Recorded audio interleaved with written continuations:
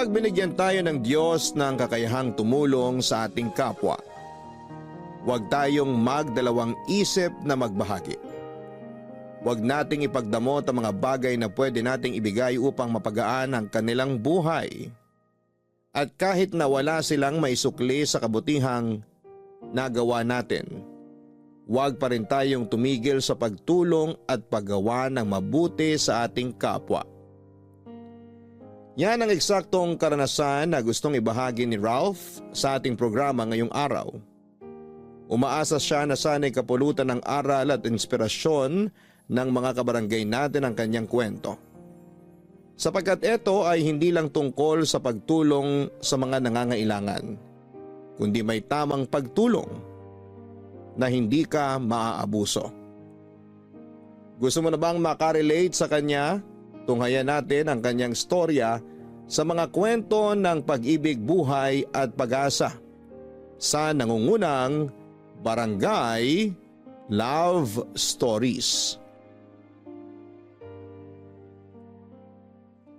Dear Papa Dudut, good day sa inyo at sa mga kabarangay natin na kagaya kong fan na fan ng Barangay Love Stories.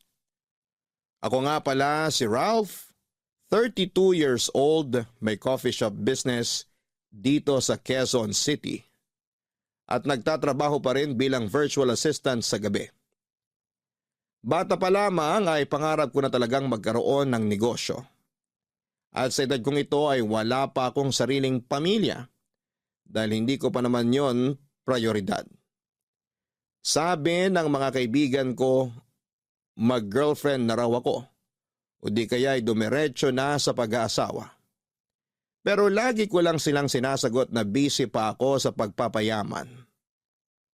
Ang totoo ay dayo lang naman ako dito sa Quezon City at tubong General Santos City talaga ang aming pamilya.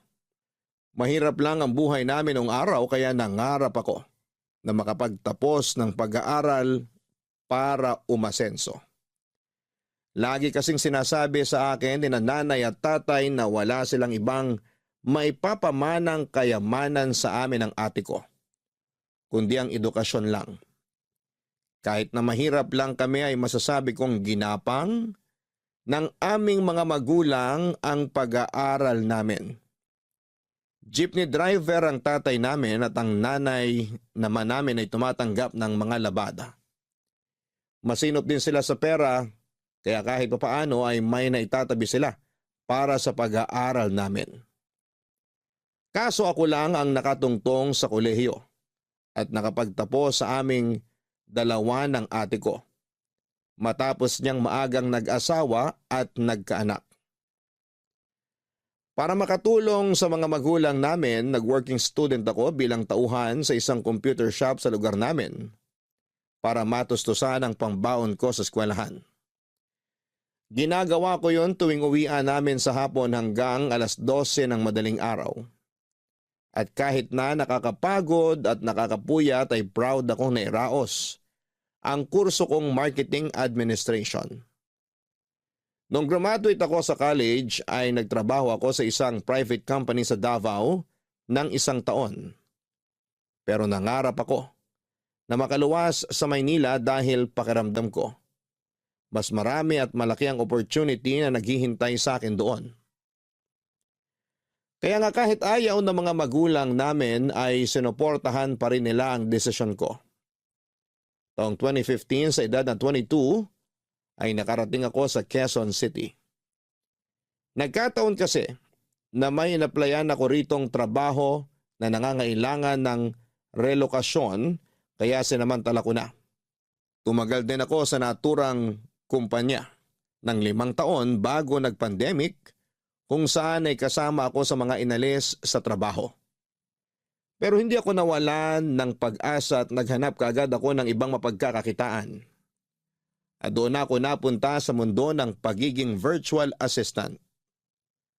Habang nagsisimula akong bumangon ng mga panahong yon, ay tumindi naman ang kagustuhan ko na tuparin ang matagal ko ng pangarap na magkaroon ng negosyo na natupad naman taong 2023.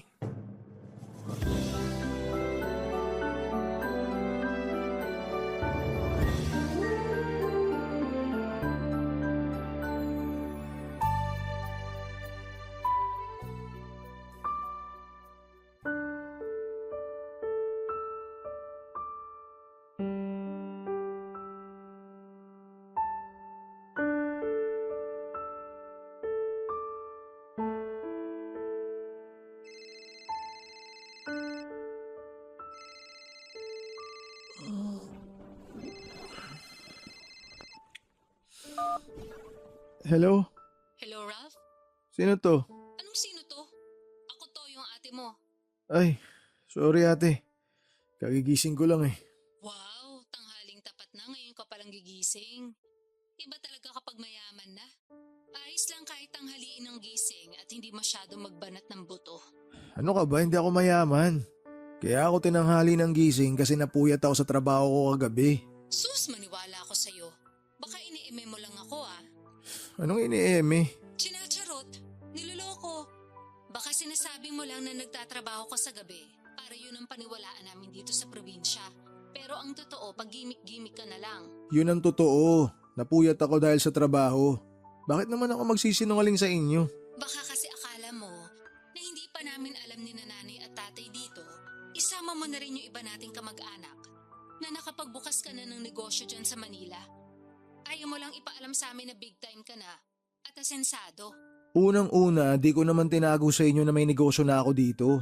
Alam nyo naman na matagal ko ng pangarap yun, di ba? Ipinangalan ko pa nga kina nanay at tatay yung coffee shop ko eh. Pangalawa, may binabayaran ako mga tauhan at renta ng pwesto. Kaya kailangan ko pa rin magtrabaho. Kabubukas pa lang ng coffee shop ngayong taon. Hindi pa masyado kumikita yun. Kaya saan galing yung mga pinagsasabi mo na chinacharot ko kayo? Tsaka sinong big time? Para sabihin ko sa'yo ate, may mga binabayaran pa rin akong bills dito. Nagigipit pa rin ako. Kumpara naman sa buhay namin dito sa probinsya, nasa mas maayos sa kalagayan ka naman dyan sa Manila eh. Siyempre ang hirap-hirap kaya na may tinataguyod na mga anak. Buti ka nga solo mo lang ang pera mo, eh ako, wala lang ang pera. Kung meron man, hahatiin ko pa sa mga anak namin ang kinakasama ko. Uy, teka. Hindi naman tama na isumbat mo sa akin yung mga pinagkakagastusan nyo ng pamilya mo. Hindi ko naman sinusumbat. Pero nagkukumpara lang ako ng ganito, ganyan. Kaya wag na wag mong sasabihin na nagigipit ka. Kasi mas may gipit pa rin sa'yo at kami yun ang pamilya ko rito sa probinsya. Ay, bakit ka ba tumawag, te? Kung wala ka nang sasabihin, ibababa ko na to. Gusto ko pa matulog. Inaantok pa ako. Ha? Ay, ano kasi? Sige na ate, tsaka na tayo mag-usap. Mamaya na, para ka naman tanga eh. Wow, ako pa talaga yung tanga? Sino pa nga ba? Eh tayo lang naman magkausap dito. Bakit ka nga kasi tumawag? Ito naman eh, masyadong mainipin. Ano nga kasi? Inaantok na ako, bababa ko to. Uutang sana ako. Ano? Ano ba yan? Ulit-ulit naman eh. Sabi ko, uutang sana ako. Kasasabi ko lang na marami rin akong gastos dito, di ba? Oo nga. Pero may inaasahan ka naman pera na sasweldohin dyan sa trabahong sinasabi mo. Idagdag mo pa yung negosyo mo. O di ba? Tiba-tiba ka rin eh. Ang labo ng katwiran mo. Hindi nga ako tiba-tiba dito. Hindi raw. Ganun na rin yon. Kaya pautangin mo na ako kasi sobrang gipit kami ngayon. Alam mo ba, sunod-sunod kami nagkasakit ang mga pamangkin mo. Ubo, sipon, tsaka lagnat. Hawa-hawa na. Wala na rin kaming bigas na maisasaing. Kaya lalo ko nangangayayat eh. Yung kinakasama ko naman sakit ng ulo pa rin. Tapos yung iba mong pamangkin ay sarili lang iniisip. Kulang na lang mapanot ako sa konsumisyon. Kaya maawa ka naman sa akin na ate mo. Ibabalik ko naman sa iyo yung perang uutangin ko eh. Alam ko na pinaghirapan mo yun. Sige na Ralph, pautangin mo na ako. Ay, ano pa nga bang magagawa ko? Alam ko naman hindi mo ako titigilan hanggat di kita pinauutang eh. Wala lang talaga ako malalapitan. Kapag sa iba naman ako umutang, itutubuan nila ng malaki. Kaya imbis na makabayad ako agad, lalo kong nalulubog. Kaya parang awa mo na. Pagbigyan mo na ako. Palibasa, alam mo na hindi kita matitiis. Salamat talaga Ralph. Hulog ka ng langit.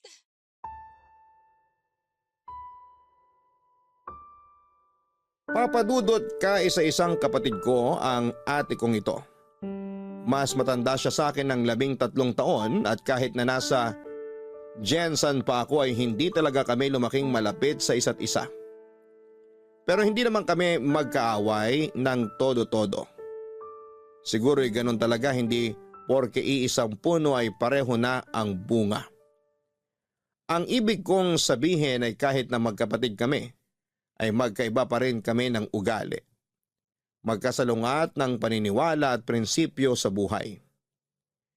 May kontento na at merong nangangarap pa rin ng todo. Tulad ng nabanggit ko, hindi nakapagtapos ng pag-aaral si ate dahil maaga siyang nag-asawa at nagkaanak. 43 years old na ang ate ko noong 2023 at meron na siyang 6 na anak. Dysfunctional ang pamilya ni ate.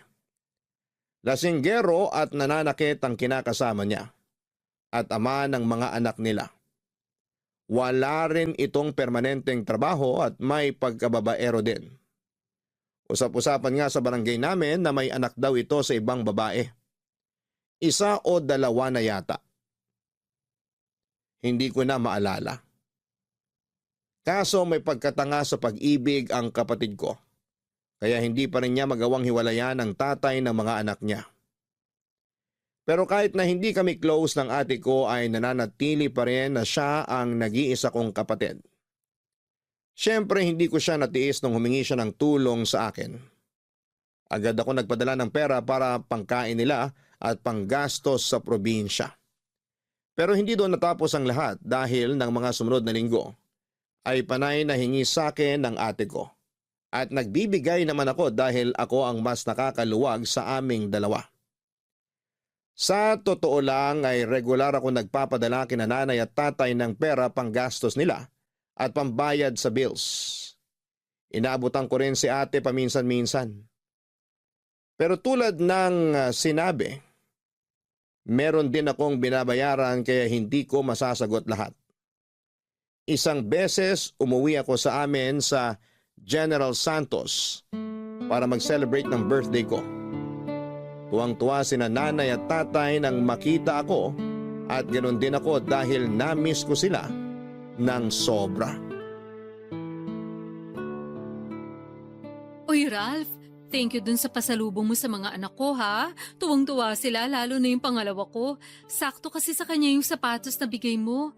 Tagal niya na gusto magkaroon ng bagong sapatos, pero hindi naman siya makaipon kahit may trabaho kasi mas inuuna pa yung uminom kasama mga barkada niya.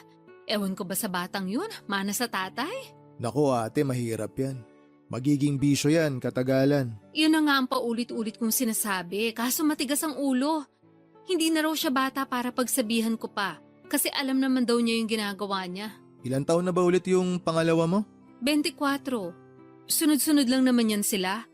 25 na yung panganay ko, tapos 20 anyos naman yung bunso. Si Janice yung nag-aaral, tama, di ba te? Siya na lang yung nag-aaral sa mga anak mo? Oo, patapos na siya ng senior high school ngayong taon.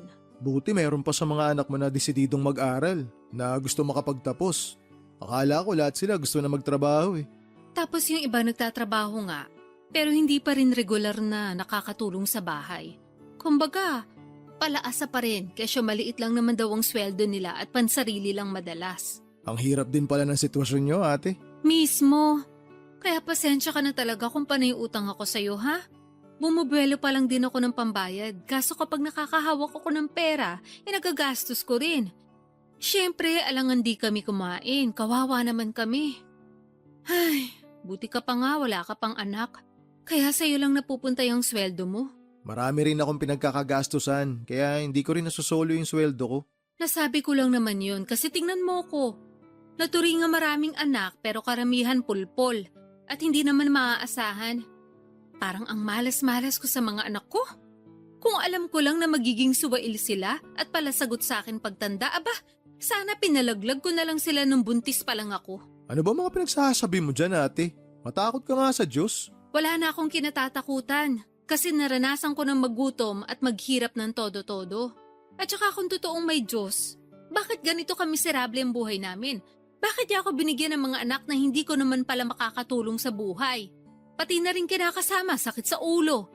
Sakit din sa bulsa dahil wala ring maayos na pinagkakakitaan. Pero di ba choice mo naman yan? Anong choice ko? Na magrebelde kina nanay at tatay nung araw. Hindi ka pumapasok sa eskwelahan para makipagkita ka sa boyfriend mo noon. O at least kayo'y nagkatuluyan ngayon. Di ba mas ginusto mo naman na mag-asawa na lang agad kesa magtapos ng college? Kasi ang dahilan mo gusto mo na lang magtrabaho. Inaani mo lang yung mga tinanim mo noon. Sobra ka naman. Nakaraan na yun eh. Bakit ang hilig mo pang ungkatin? Hindi ko naman inuungkat. Sinasabi ko lang. Kasi nagawa mo pang sisihin ng Diyos sa maling choices mo sa buhay. Eh ikaw naman lahat na may kasalanan kung tutuusin. Oy. Grabe ka na talaga sa akin ha. Baka nakakalimutan mong ate mo pa rin ako. At 13 taon pa rin ang tanda ko sa'yo.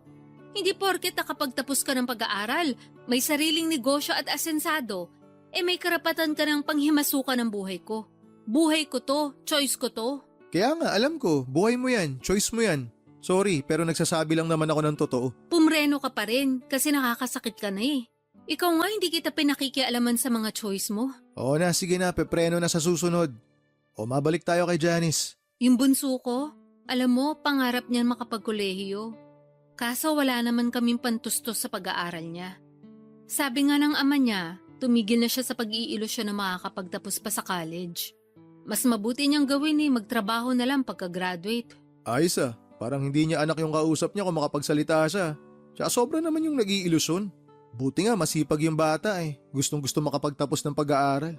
Ganun talaga pag hindi nakatungtong sa eskwelahan. Bopols.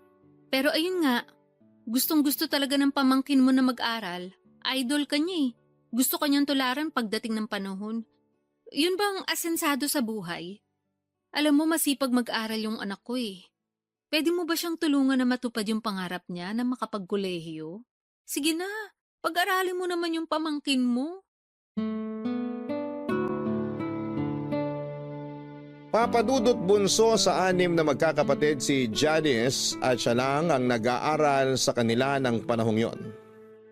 Bulakbol kasi ang ibang mga anak ni ate at kahit na anong paalala sa kanila ni nanay at tatay na mag-aral ng mabuti, ay nauuwi pa rin sila sa paglalakwatsa. Lahat ng mga pamangkin ko liban kay Janice ay nagtatrabaho na kasi sinabi raw sa kanila ni ate na kung hindi rin naman sila mag-aaral, ay mabuti pang magbanat na lamang sila ng buto para makatulong sa kanilang pamilya. Kaso hindi ko akalain na may mas ilalala pa pala ang iba kong mga pamangkin. Ramdam ko ang stress ng ate ko pero naisip ko na ganon din naman siya noong kabataan niya sa mga magulang namin. Sa kabila ng lahat ay napag-isip-isip ko rin na butit meron pa rin kahit isa sa mga anak ni ate ang interesado at porsigidong mag-aral at yun nga si Janice. Kaya hindi na ako nagdalawang isip na tulungan siya. Papadudot kong ilalarawan ko ang pamangkin ko ay masasabi kong mahiyain siya at matipid magsalita. Ganon daw talaga ang ugali niya ayon sa ate ko. Nang dumating nga ako sa amin ay mabibilang ko lamang sa mga daliri ko sa kamay ang pagkakataon na nag-usap kami. Puro pa yun small talk tulad ng maiksing kumustahan lang. Pero naiintindihan ko naman dahil noon lang din kami nagkita, Papadudot. Sa kabila ng lahat ay inoobserbahan ko ng mabuti si Janice at base naman sa nakita ko ay desidido talaga siya na makapag-aral. Bukod doon ay lagi rin siyang binibida sa akin ng ate ko. Kaya naman habang tumatagal ay mas nakumbinsi ako na tulungan ang pamangkin ko na makapag-aral. Hindi naman ako mayaman pero sa aming dalawa ni ate ay ako ang mas nakakaluwag. Turo sa amin ng aming mga magulang na tumulong, lalo na kung meron kaming kakayahan. Kaya bago ko bumalik sa Maynila, ay nagabot ako ng pera sa ate ko, pang-enroll ng aking pamangkin. Buti ate, napapunta mo si Janice dito para personal kami magkausap. Nga pala, marunong ba siya magtagalog? Huwag kang mag-alala, marunong magtagalog yun. May hilig yun sa mga teleserye ng GMA. Doon siya natuto, pati yung tono. Pero okay lang din kung sakaling hindi. Marunong naman ako Huwag na! Tsaka para masanay na rin siya. Hello po, Ma. Hello po, Tito Ralph. Oh, andito ka na pala. Halika, tabihan mo ako rito sa upuan. Sige po. Nak, mag-thank you ka sa Tito Ralph mo. Dali. Bakit po? Kasi nga pumayag na siyang pag-aralin ka sa kolehiyo. Talaga po? Hindi niyo ako niloloko? Siyempre hindi. Di ba, Ralph? Sabihin mo nga rito sa anak ko, mukhang hindi naniniwala sa akin eh. Totoo po ba yun, Tito? Oo. Naobserbahan ko kasi na masipag ka mag-aral. Tsaka laging sinasabi ng mama mo na gustong-gusto mo raw makapag-college. Gustong-gusto ko po talaga. Kaya nga nung sinabi sa akin nila Mama at Papa na wala silang pampaaral sa akin, nalungkot po talaga ako. Alam mo naman mahirap lang ang buhay natin, di ba? Sana naiintindihan mo na yun. Tsaka kayong lahat ginagapang naman namin kayo ng papa nyo. Hindi lang talaga tayo tinatamaan ng swerte. Puro lintik at kamalasan tumatama sa atin. Sawing palad, kumbaga. Kaya nga inawitan ko tong tito mo na baka pwede kanyang tulungan na makapag-aral sa kolehiyo. Buti pumayag siya kasi malaking bagay yun. Kaya ano pang hinihintay mo? Mag-thank you ka sabi. Opo, Ma. Thank you po, Tito Ralph. Malaking bagay po yung tulong nyo. Pangako, aayusin ko po ang pag-aaral ko para matuwa naman kayo. Ngayon pa lang, natutuwa na ako sa'yo kasi nagsisikap ka talaga. Sana ipagpatuloy mo yan kahit na di magiging madali pag nasa college ka na. Hindi naman sa tinatakot kita pero iba kasi dun eh. Ibang-iba ron kesa sa senior high. Talaga? Sasakit ba ulo ng anak ko dyan? Ma naman eh. Siyempre, depende yon kung paano ko i-handle yung emotions ko. Saka marami na rin naman po akong naririnig na mahirap daw sa college. Yung ibang mga kaklase ko tuloy ayaw nang mag-aral pagka-graduate namin. E tingin mo, kakayanin mo. Siyempre po. Tama ang anak mo ate. Depende sa tao kung paano niya i-handle yung emosyon niya. Pero Janice, sana kahit na challenging ang college life, tapusin mo pa rin. Huwag mong susukuan. Sa bagay. Tingnan mo nga ikaw, nakatapos ka. Dapat gayahin mong tito mo, nak ha. Masipag, matyaga at may mataas na pangarap sa buhay. Opo, idol na idol ko nga yang si Tito. Maiba tayo. Meron ka bang kurso na plano mong kunin? Gusto ko po sanang mag-teacher, kaso sabi ni Mama, kuhain ko raw po yung katulad ng kurso na kinuha nyo. Tama naman. Kasi dyan yumaman ng tito mo. Si ate naman paulit-ulit eh. Sinabi nang hindi nga ako mayaman. Hindi pa mayaman. Pero yayaman ka rin. Mas yayaman. Ayaw mo ba nun? Huwag ka kasi masyadong nega at kontrabida.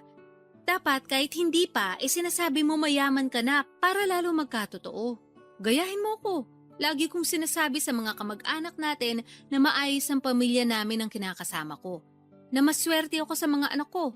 Hindi pa nga lang nagkakatotoo pero alam ko papunta na rin yun doon. Ay nako, ibang klase ka talaga mag-isip. Siyempre, bihira lang magkaroon ng utak na ganito sa akin, no? Sorry, Tito, kung masyadong kakaiba mag-isip si Mama. Ano ba kasi masama sa pag-iisip ko? Wala naman, pero kakaiba lang po. Eh kung sampalin kaya kita, Grabe naman po kayo. grabe talaga ako. Alam ng tito mo yan eh, pati ng lolo at lola mo. Tsaka ng mga kapitbahay natin at mga kamag-anak natin. Alam mo ate, yung mga ganyan mo, hindi mo dapat pinagmamalaki yan. Ay teka, isa ka rin eh. Kung grabe ako, mas grabe ka sa akin. Nagsasabi lang naman ako ng totoo no. Ikaw ang grabe. Nakuha mo pa talagang ipagmalaki sa anak mo yung mga kabulastugan mo noon? Tama naman sinabi ni Tito, kaya wag niyo na po siyang pagdiskitahan, Ma.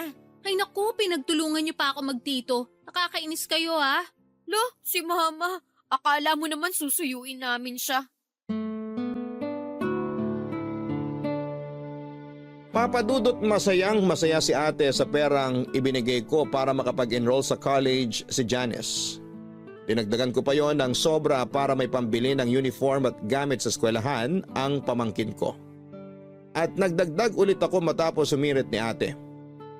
Pero aminado ako na nagipit ako ng kaunti dahil sakto na lamang pamasaya at allowance ko pabalik sa Maynila ang perang natira sa akin. Kinailangan ko patuloy galawin ang savings ko at mag-withdraw para meron akong extra money. Sa awa naman ng Diyos ay nakauwi naman ako ng matiwasay sa nirerentahan kong apartment sa QC. Fast forward. Nakagraduate na sa senior high school si Janice at inimbitahan ako ng ate ko na pumunta sa graduation ceremony niya. Pero hindi ako nakauwi dahil marami akong trabaho na mapipending at busy rin ako sa negosyo ko. Pero nag-send naman si ate ng picture ni Janice sa messenger. Nakuha nung graduate siya, kaya masaya pa rin ako. Nag-reply ako ng congratulations sabay hirit ni ate na kung pwede raw regaluhan ko ang pamangkin ko kasi wala naman daw itong natanggap na graduation gift. Pero wala naman akong maisip na pwedeng iregalo para kay Janice kaya sa huli pinera na lamang ni ate. Siya na lang daw ang bibili ng regalo para sa anak niya at sasabihin niyang galing sa akin. Mabilis na lumipas ang isang buwan, isang hindi inaasahang tawag ang natanggap ko mula sa pamangking kong si Janice Papadudut.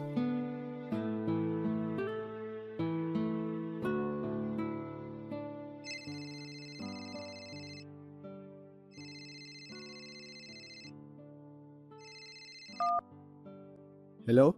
Hello, Tito? Oh, Janice, napatawag ka. Opo pasensya na kayo kung naistorbo ko kayo. Baka lang may ginagawa kayo. Wala naman akong ginagawa. Bakit ka napatawag? Nahihiya po ako pero wala na akong choice kundi lumapit sa inyo at magsabi. Anong problema? May nangyari ba? Opo, meron po. Ayaw nga sabihin ni Mama kasi baka raw magalit kayo kaso kasalanan naman niya. Sige na, sabihin mo sa akin. Ano ba yun? Tungkol po yun sa pag-aaral ko sa college. May nahanap na nga akong university na papasukan ko. Kaya lang, atrasado pa po ako kung makakapag-enroll ako on time. Anong ibig mong sabihin? Paanong atrasado? Di ba nag-iwan na ako sa mama mo ng perang pang-enroll mo bago ako bumalik dito sa Manila? Yun nga po, kaso nagastos ni Mama yung pera. Ano? Nagastos niya? Sorry po, ayaw nga niyang ipasabi sa inyo kasi baka raw magalit kayo. Gagawa na lang daw po niya ng paraan kaso hanggang ngayon wala pa siyang nauutangan. Malapit na po yung enrollment ko. Natatakot ako na baka hindi matuloy pag-aaral ko tapos magalit kayo sa amin. Teka, sandali. Ano munang ginawa ng mama mo dun sa perang binigay ko na pang-enroll mo sana? Pinanghanda niya po nung graduation ko. Tapos nagastos niya lahat yung pera? Ganun na nga po. Tuwang-tuwa kasi siya dahil may nakagraduate na raw sa pamilya. Proud na proud siya sa akin. Nagpalitsyon po siya at kulang na lang pakainin niya yung buong barangay. Hindi ko lang po akalain na mauubos niya pati yung pera na pang-enroll ko. Ay, si ate talaga kahit kailan masyadong pabide. Kilala niyo naman po si Mama, di ba? Ugali niya talaga yon lalo kapag may nahawakan siyang pera. O tapos ngayon, mamomroblema kayo. Pati ako damay pa rito.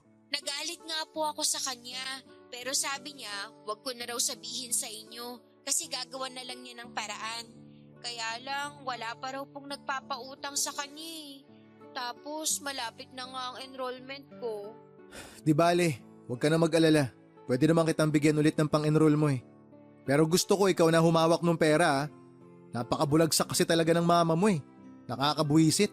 Opo, Tito. Sorry po ulit kasi nadoble pa yung gastos nyo. Hiyang-hiya po ako pero wala naman po akong malapitan. Hayaan mo na yon. Na-appreciate ko nga na nagsabi ka sa akin. Tama rin na nilapitan mo na ako agad. Hindi mo na pinatagal kesa naman di ka nakapag-enroll. Gusto ko talaga na tulungan ka sa pag-aaral mo. Sabi ko nga sa'yo noon, naoobserbahan ko na masipag ka mag-aaral tsaka determinado ka na makapagtapos. Ituloy mo lang yan.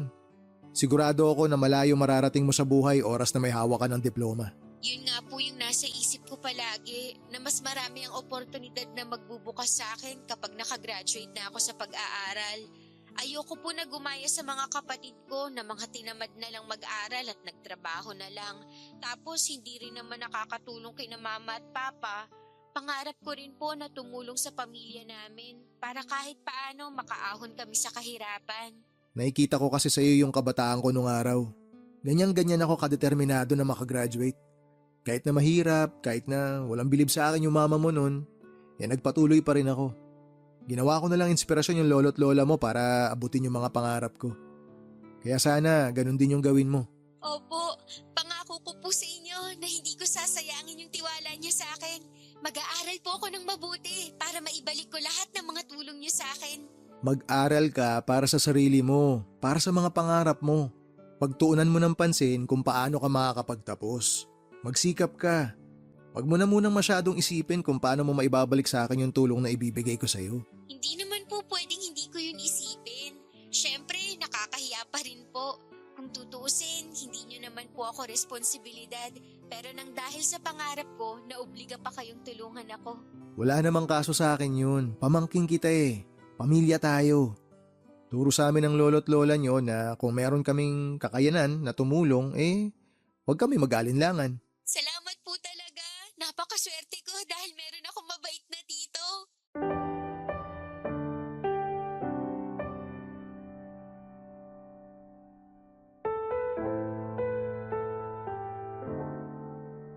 Papadudot, gano'n na lamang ang gulat at pagkainis ko kay ate nang malaman ko mula mismo sa anak niya kung ano ang ginawa niya sa perang nakalaan para sa enrollment, pambili ng gamit at uniform ng pamangkin ko.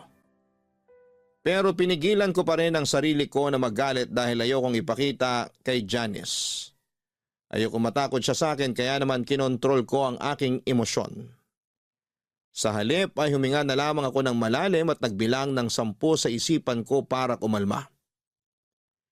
Pagkatapos ng pag-uusap namin ng pamangkin ko ay naisip ko na parang hindi ko namang kilala ang ate ko na may pagkagastador at ugaling mahilig magpabida sa mga kamag-anak namin at kaibigan niya. Kaya nga hindi siya nakakaipon dahil mahilig siyang bumili ng kung ano-ano. Hindi talaga siya magaling humawak ng pera at hindi rin naman niya gustong matuto, Papa Dudut. Noong taong ding yon ng 2023 ay nagpadala ng picture sa messenger ko si ate tungkol sa registration form ni Janice sa college. Excited ako at masayang-masaya para sa pamangkin ko. Alam ko na hindi magiging madali ang college life niya. Pero nakahanda naman akong tulungan siya financially para mairaos ang kanyang pag-aaral. Alam ko kasi ang kahalagahan ng edukasyon at yon ang gusto kong tumatak sa isipan niya. Hindi nagtagal ay nagsimula na ang klase at noong mga sumunod na buwan ay napansin kong dumalas ng dumalas ang paghingi sa akin ng pera ni ate kesyo marami raw gastusin sa pag-aaral ang pamangkin ko. Alam ko na magastos sa college pero parang hindi na makatotohanan ang mga dahilan ng ate ko. Bukod doon ay hindi ko rin makausap si Janice dahil bigla niya akong blinak sa messenger. Kaya hindi niyo ako masisisi kung magdududa ako dahil meron ng reputasyon ng pagiging sinungaling ang ate ko. Isang araw ay naisip kong umuwi sa amin nang hindi pinapaalam sa pamilya ko. Gusto ko silang sorpresahin pero hindi ko akalain na ako pala ang masosorpresa. Kung di pa ako umuwi rito, di ko pa malalaman na buntis na pala si Janice. Pwede bang hinaan mo lang ang boses mo? Mamaya marinig ka ng mga kapitbahay natin, edi na chismis pa tayo. Buti pa sa mga kapitbahay may hiya ka, pero sa akin wala. Sobra ka namang magsalita. Bakit? Totoo naman eh. Sige nga, ipaliwanag mo. Kung may hiya ka talaga sa akin, kailan mo planong sabihin na buntis na pala yung anak mo? Sasabihin ko rin naman sa'yo, kaso bumubuelo pa ako eh. Baka magulat ka eh. Malamang, magugulat talaga ako. Sabi huwag kang sumigaw, natuturete ako sa'yo eh. Sa anak mong nabuntis, di ka natotorete? Dapat nag-aaral siya eh. Di sayang na ngayon yung pagkakataon. Imbis na makakatapos siya ng college, mag-aalaga na ng bata kasi nga magiging nanay na. Yun nga, hindi ko na nasubaybayan. Meron pala nakamabutihan dun sa eskwelahan. Tapos ayan na nga yun nangyari. Dapat kasi nabantayan mo yun. Paano ko malalaman yun? Sige nga. Bakit akong tinatanong mo? Dapat tanungin mo yung sarili mo. Kakausapin ko yung anak mo. Sa susunod na lang, stress yung anak ko eh. Huwag mo nang dagdagan. Ha? Paano siya na-stress? Ginusto niya yan tapos stress siya ngayon? Hindi kasi siya pinanagutan nung nakabuntis sa kanya. Tinakasan siya nung mokong na yun nung sinabi niyang buntis siya. Ay, anak naman talaga ng teteng oh. Kaya nga palipasin mo na. Sa susunod mo na lang kausapin pero wag mo namang pagalitan. Kawawa naman yung anak kong yun, baka mapano. Alam mo, kasalanan mo talaga lahat to ate. Paano ko naman naging kasalanan? Kasi masyado mong kinukonsinti yung anak mo. O yan tuloy kasi naging masyado kang maluwag. Naging masyado kang pabaya. Baka nakakalimutan mo na 20 anyos na siya, hindi na siya teenager. Tinan mo kung gaano kabaluktot yung katwiran mo. Rason na pala ngayon yun. Porke 20 na, pwede na magbuntis. Pwede na maging ina. O ibabalik ko sa'yo yung sinabi mo. Baka nakakalimutan mo ate. Ako ang nagpapaaral sa anak mo. O paano ngayon yun? Di hinto siya sa pag-aaral. Tungkol sa bagay na yan. O bakit ka natigilan dyan? Ituloy mo yung sasabihin mo. Ang totoo, tumigil na si Johnny sa pag-aaral eh. Ayaw na raw niyang pumasok, gawa ng nahihiya na siya sa mga kaklase at propesor. Ano? Tumigil na pala yung anak mo sa pag-aaral eh. Ba't tuloy-tuloy ka pa rin sa paghingi ng pera sa akin? Sinasabi mo para sa pang-aral niya. Kasi nga, Bumabuelo pa ako kung kailan ko sasabihin sa'yo yun nangyari. Tapos sabi ng pamangkin mo, nahihiya daw siya sa'yo. Kaya ka nga niya blinak sa messenger ba yun? Nakita raw niya na marami kang chat sa kanya kaya nataranta siya. Natakot din siya na magalit ka sa kanya. Siyempre, magagalit ako sa kanya, pati na rin sa'yo. Ilang beses nyo na ako niloko? Binibilog nyo lagi yung ulo ko? Kakapal na mukha nyo? Sobra ka naman. Para naman sa pamangkin mo yung pera na hinihingi ko sa'yo. Sa palagay mo, saan ko kukunin yung pera na panggastos sa check-up at mga kailangan sa pagbubuntis ng pamangkin mo? Kung makapagsalita ka naman, akala mo hindi ka nakakasakit ng damdamin? Nasasaktan ka. Kasi masasakit yung mga naririnig mong salita sa akin. Ako, ano kayang nararamdaman ko ngayon? Ang hirap kasi sa'yo, damdamin mo lang yung palaging mahalaga eh. Nangyari na nga kasi. Buntis na yung anak ko. Ano pa bang gusto mong gawin ko? Gusto mo ba na ipalaglag na lang natin yung dinadala niya? O tapos ngayon hihiritan mo ako ng ganyan. Para ka naman tanga ate. Kilabutan ka nga sa mga sinasabi mo. Ikaw lang naman iniisip ko. Mukhang apektado ka sa nangyari. Ako nga na nanay niya kalmado lang. Iba talaga pag intindi mo sa mga bagay-bagay, no? Hindi mo talaga makuha kung saan ako nanggagaling? Kung bakit ako ganito ka-apektado? Sige nga, ipaintindi mo sa akin. Sige, ipapaliwanag ko sa'yo para makuha mo. Apektado ako kasi naniwala at nagtiwala ako kay Janice na mag-aaral siya ng mabuti dahil may pangarap siya na makapagtapos. Yun din yung lagi mo sinasabi sa akin eh, di ba? Na masipag yung anak mo, na gusto niyang umasenso, kaya gusto niya makapag-college. Na ako ang naglalabas ng pera sa lahat ng pangangailangan niya. Mula pang matrikula hanggang sa baon niya, ako ang nagpapadala. O tapos ano nangyari? Nabuntis siya. Nagpabuntis siya. Oh, sana naman ngayon gets mo na kung bakit ako ganito kaapektado. Ang akin lang naman, tanggapin na natin kasi nandyan na yan. Tama ka. Tanggapin na lang. Nandyan na eh. Pero tanggapin nyo rin na desisyon ko na hindi kayo tulungan. Aba, sobra ka naman. Parang hindi mo kami pamilya. Papa Dudut, hindi ko akalain na ako ang masosorpresa sa pag-uwi ko sa amin sa Jensan. Noong nalaman kong buntis ang pamangking ko at tuminto na pala sa kanyang pag-aaral. Bale hindi nga niya natapos ang unang semestre pero pinalabas ng ate ko na pumapasok pa rin siya sa eskwelahan para patuloy na makahingi ng pera sa akin. Kaya pala ibang kutob ko ng mga panahong yon. Buti na lamang nakinig ako sa instinct ko na umuwi sa amin para malaman ang katotohanan. Magaling din kasing magtago ang ate ko kaya wala ring kaideya-ideya ang iba naming kamag-anak pati na sina nanay at tatay. Sobrang dismayado nga nila nung malaman ang nangyari pero sa huli ako pa rin ang pinalabas na masama ng ate ko matapos ako magdesisyon na tumigil na sa pagpapadala ng pera sa kanila. Sobra din ang pagkadismaya at frustration ko kay Janice kasi akala ko ay iba siya sa mga kapatid niya. Pero sa huli mukhang mas masahol pa siya dahil sa ginawa niya. Habang nasa probinsya ko ay ilag sa akin si Janice. Pero kitang-kita ko na walang pagsisisi ang pamangkin ko at mukhang nasa loob lang pala ang kulo niya. Sa huli nang nakabalik na ako sa Maynila ay nalaman kong pinagkalat ng ate ko sa iba naming kamag-anak na masama ang ugali ko porque nakakaangat na ako sa buhay. Pero dahil sa malayo naman ako ay pinilit kong huwag magpa-apekto. Mabilis na lumipas sa mga buwan at nalaman ko na nanganak na si Janice at laking gulat ko nang binalita sa akin ni nanay na kinuha pa akong ninong ng anak ng pamangkin ko. At imbitado pa talaga sa binyag noong baby.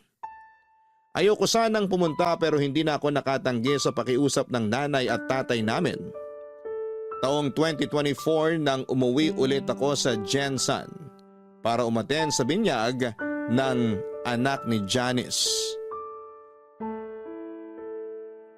Buti naman, umuwi ka dito sa atin sa probinsya para umattend ang binyag ng baby ni Jen. Wala naman ako magagawa eh. Ayoko sana pero pinilit ako ni nanay at tatay. Ito naman, parang hindi mo naman apo yung baby. Baka nakakalimutan mo, kadugo mo yun. Pamilya tayo. Tsaka pinangalan nga sa inyong anak niya eh, Ralph Adrian. O di ba? Magandang pakinggan. Hindi naman tungkol sa baby ni Janice yung rason kaya ayoko munang umuwi dito eh. Baka nakakalimutan mo. Siniraan mo ako sa mga kamag-anak natin. Pinagkalat mo na masama ugali ko dahil tumigil ako sa pagbibigay ng pera sa inyo. Salamat sa iyo hanggang ngayon ang sama ng tingin sa akin ng ibang kamag-anak natin. Yung kinakasama mo nga pinandilatan pa ako ng mata nung magkita kami kanina eh. Akala naman niya matatakot ako sa kanya. Malaki naman talaga mata nung kinakasama ko. Kaya pagpasensyahan mo na. Tungkol naman dun sa iba nating kamag-anak, huwag ka mag-alala. Kasi sinabihan ko na naman sila na hindi totoo yung pinagkalat ko tungkol sa'yo nun. Na nagalit lang talaga ako dahil tinigil mo yung pagtulong sa amin ng anak ko matapos mo malaman yung nangyari. Pero baka hindi pa rin sila nakaka-move on. Sabihan ko na lang ulit. Ay, sensya ka na talaga ha. Huli na nung na-realize ko na hindi mo naman talaga kami responsibilidad. Tsaka kami talaga yung may pagkakamali dun. Kung na-realize mo pala yan, bakit hindi ka man lang nag-sorry sa akin nun? Ha? Nahihiya ako. Parang hindi mo ko kilala. Hindi kaya ako nagsusorry. Talaga? Kailangan ko pa intindihin yung pride mo? Ayos ka. Tsaka ito na yung paraan ko ng pagsusorry. Alin? Ang gawin akong ninong ng apo mo? Kaya inimbitahan mo ako ngayon sa binyag? Oo, ayaw mo ba nun? Kilala kita. Nagawa mo na akong lokohin nun para makahingi ka sa akin ng pera. Ayoko sanang isipin na kaya mo ako kinuwang ninong ng apo mo para may dahilan ka na naman na huthutan ako. Sobra ka naman sa huthutan? Akala mo naman napakalaki ng perang binigay mo sa akin nun? Hoy, malaki yon kapag pinagsama-sama. Tsaka akala mo ba pinupulot ko lang sa kalsada yung perang pinadadala ko sa'yo? Para lang alam mo dugot pawis ko yon. Pinaghihirapan ko ang bawat sentimo na kinikita ko. Pero ikaw, lagi ka lang nakatanghod, hingi ka lang ng hingi, utang ka lang ng utang. Kaya di mo ako masisisi kung hanggang ngayon masama pa rin loob ko sa'yo. Matagal na yun eh. Hindi pa ba ako absuelto sa kasalanan ko? Parang hindi ako ate ah. Huwag ka namang ganyan. Ayos hiningi mo pa na irespeto kita bilang ate. Pero ako nga hindi mo ako matrato na parang kapatid.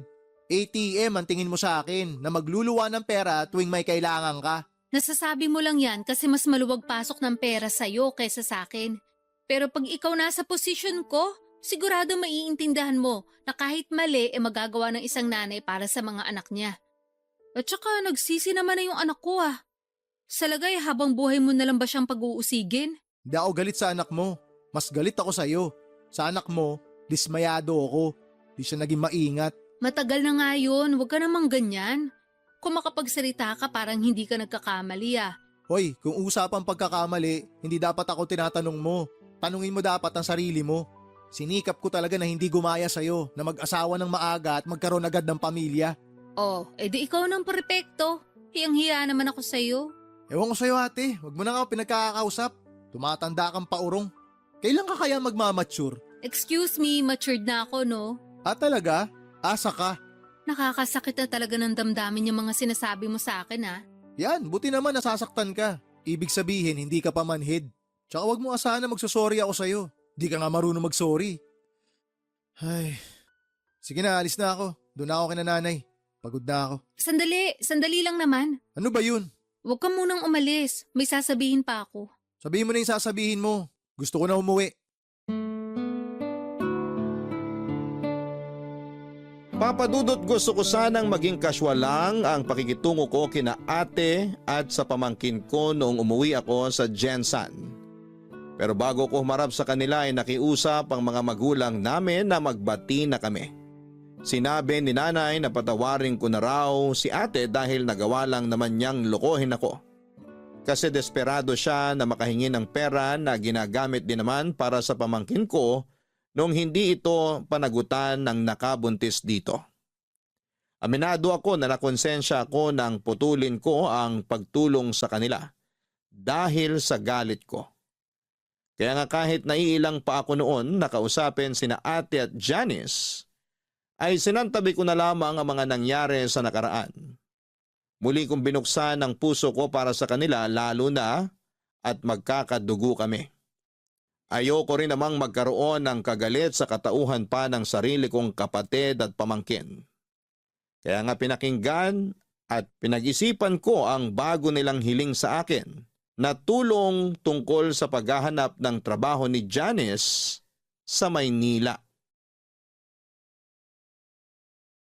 Papa Dudut, pinag-isipan ko ang sinabi ni ate na papasukin ko si Janice sa coffee shop ko. Bagaman wala pang bakante at nag-aalinlangan ako nung una ay tinanggap ko pa rin si Janice para maging barista sa coffee shop ko. Nag-decide ako na sumailalim siya sa training para mas maging handa sa trabaho namin. Noong binalita ko kay ate ang desisyon kong yon ay tuwang-tuwa siya. In fact, excited na siyang paluwasin sa Maynila ang anak niya. Kaso'y meron nga lang isang problema. Wala silang pambili ng ticket sa eroplano para makapunta rito si Janice. Dahil doon ay ako ang nag-sponsor ng plane ticket at binigyan ko rin ng pocket money ang pamangkin ko para makaluwas siya ng Maynila. Nang dumating siya rito ay sinundo ko siya sa airport at kitang-kita ko ang magkahalong pagkamangha at kagalakan sa kanyang mga mata. Paulit-ulit niyang sinasabi sa akin na pangarap niyang makaalis sa probinsya namin at natupad na raw yon nang sa wakas ay nakaapak na siya sa Maynila. Bali ang setup namin ay sa shop matutulog si Janice dahil maliit lang ang apartment ko. May espasyo naman siya doon na magagalawan niya kahit papaano. Hindi na rin naman kumontra ang ate at pamangkin ko sa desisyon kong yon. Since ako naman ang nagbigay ng trabaho kay Janice at ako rin ang magpapasweldo. Hindi nagtagal ay nagsimula na si Janice sa pagtitraining bilang barista sa coffee shop ko. Ipinagkatiwala ko siya sa isa kong tauhan na bihasa sa ginagawa namin at nagsisilbi ko ring team leader. Kaso makaraan lang ang 2 linggo ay meron siyang nareklamo sa akin tungkol sa pamangkin ko.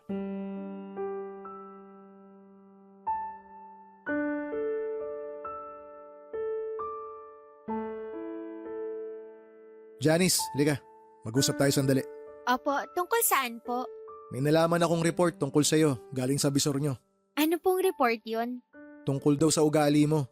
Totoo ba na mahirap ka raw pakisamahan? Na boss ka raw kung umasta dito porke tito mo ko? Wow ha? Sinabi po ba talaga niya yan? Oo. Bukod doon, ang hirap mo raw turuan. Hindi ka rin marunong sumunod sa instruction. At ginagawa mo lang kung ano gusto mo. Mahilig ka raw magreklamo, puro ka pa cellphone. At naniwala naman po kayo sa sinabi niya? Nung una, syempre hindi. Kasi ayokong isipin na totoo yung mga sinasabi niya. Tsaka malaki ang tiwala ako sa'yo eh.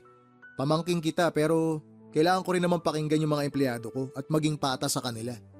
Kaya ang ginawa ko, pinanood ko yung CCTV footage nitong shop last week. At doon ko napatunayan na tama nga yung mga reklamo niya tungkol sa ugali mo. Sorry po, Tito. Ay, di ba nagkasundo na tayo nung umpisa pa lang na hindi kita tatratuhing pamangkin at hindi mo rin gagamitin yung pagiging magkamag-anak natin dito sa trabaho? Umuo ka. Sinabi mo pa nga na tama lang yun para maging patas sa iba. Bukod dun, ikaw ang bago dito. Kaya dapat hindi mo minamalditahan yung team leader nyo. Dahil sa ginagawa mong yun, parang lumalabas, binabastos mo na rin ako. Pal naman kasi yung team leader niyong yun. Masyadong sip-sip sa inyo, akala mo ko sino. Bakit? Tagapagmana niyo po ba siya? Ano sabi mo? Tinatanong ko kayo kung magiging tagapagmana niyo siya kasi wala naman kayong sariling anak, di ba? Anong koneksyon yan sa pagmamaldita mo? O baka naman may gusto siya sa'yo kaya gano'n na lang siya makasipsip. Hoy Johnny, sumayos ka. Saan ba pinagkukuha yung mga sinasabi mo? Sa obserbasyon ko lang naman. Akala nyo kayo lang ang marunong mag-obserba? Ako rin kaya. At yan ang mga nakikita ko. Masyadong sumbongera yung mga tauhan nyo. Pero sipsip at plastikada naman. Akala mo kung sinong magaling nagkakamali rin naman sila. Ako nga madalas nilang binubuli kasi baguhan lang ako. May isang beses na pinaglinis nila ako ng CR para may magawa raw ako. Tama ba yun? Bagong manicure pa naman ako nun. Nasira lang tuloy mga kuko ko. Kailan nangyari yan? Sabihin mo, para ma-check ko sa CCTV. Hindi ko na matandaan. Basta, nangyari talaga yun. Kung totoo ngang nangyari yan at pag napatunayan ko na binubuli ka nila, meron silang matatanggap na memo sa akin. Memo lang? Hindi nyo ba sila tatanggalin? Hindi ako pwede basta-basta magtanggal ng empleyado, lalo't walang mabigat na dahilan. Tsaka may proseso yan. Kaya nga memo muna kasi first offense pa lang. Bukod dun, matagal na rin sila sa akin. Wala namang ganitong insidente bago ka dumating eh. Ibig sabihin, ako lang talaga panira rito? Wala naman akong sinasabing ganun. Ganon na rin yun eh. Sinasabi niyo na ako lang panira dito sa negosyo niyo. Grabe, ang unfair niyo naman. Hindi niyo naman kaano-ano yung mga yon. Ako kaya ang pamangkin niyo rito.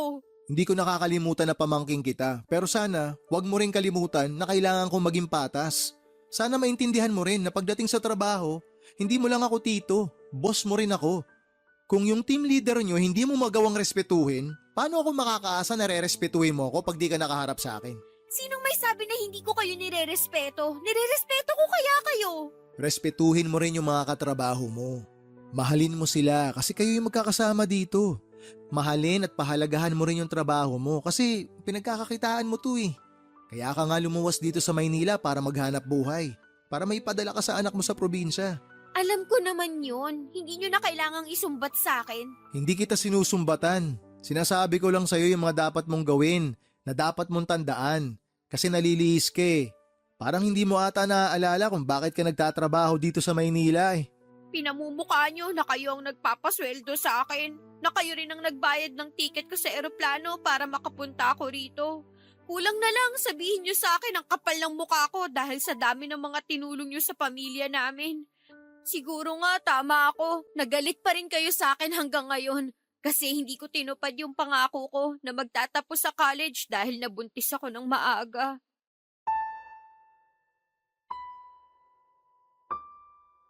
Papa Dudut, hindi ko akalain na may tinatagong ugali ang pamangking ko na noong ko pa lamang nakita.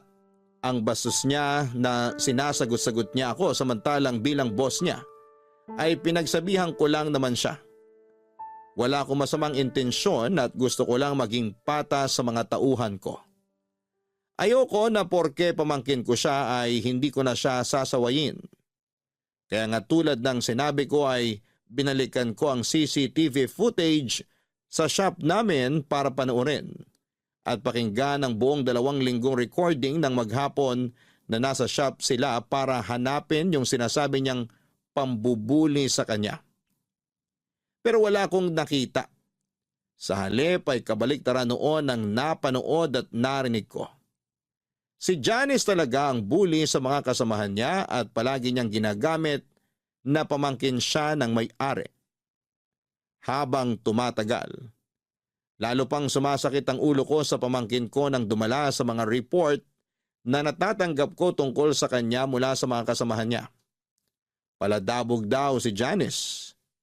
Hindi rin siya ngumingiti kapag may customer. Bagay na lagi kong pinapaalala sa kanya na kailangan niyang gawin sa trabaho niya. Sa totoo lang ay stress na ako kay Janice dahil parang gusto niyang siya ang masunod sa sarili kong shop. Pero hindi pa pala doon natatapos ang sakit ng ulo ko sa kanya. Nang tumawag sa akin si ate, nagalit kesyo nakarating sa kanya ang balita na pinagsabihan at pinagalitan ko si Janice tungkol sa aming trabaho.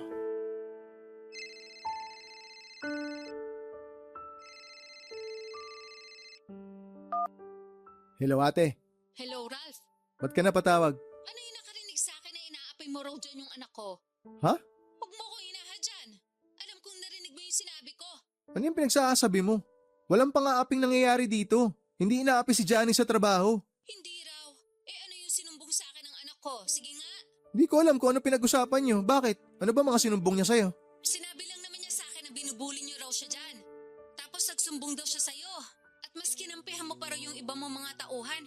Aba Ralph, sino ba sa kanila ang pamangkin mo? Oo nga, pamangkin ko si Janice. Pero walang pambubuling nangyayari sa trabaho. Ibig mong sabihin sinungaling ang anak ko? Oo, nagsisinungaling siya.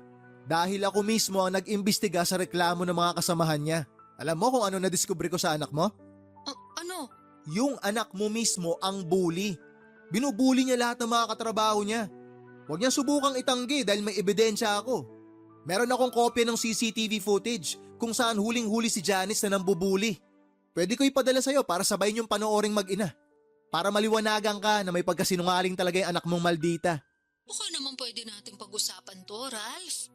Pamangkin mo naman yun eh. Ate mo ko, diba? Diyan kayo magaling. Kayo ng anak mo. Lagi niyong binabalandra sa mukha ko na pamilya tayo para makonsensya ako. Pero di niyo man lang ba naisip na nakakapagod kayo? Alam mo ba na hindi lang pambubuli ang problema ni Janice sa trabaho? Hindi lang yun ang issue rito. Tatamad-tamad din yung anak mo. Bukod sa ubod ng maldita, nagmamarunong pa. Lagi pa nakasimangot sa harap ng mga customer ha. Hindi rin siya mapagsabihan. Kasi ultimo ako na tsuhin niya. Ganun-ganun na lang kung sagot-sagutin niya eh. O tama ba yon? Tapos ngayon malalaman ko na gumagawa siya ng kwento para malinis ang pangalan niya dyan sa inyo. Tapos palalabasin niya na kawawa siya rito. Ano yun? Para naman akong ginagawang tanga ng anak mo ate. Pagpasensya mo na yung pamangkin mong yun. Hayaan mo, pagsasabihan ko. Nako, hindi na ako aasa na pagsasabihan mo yung anak mo. Tsaka pagpasensyahan?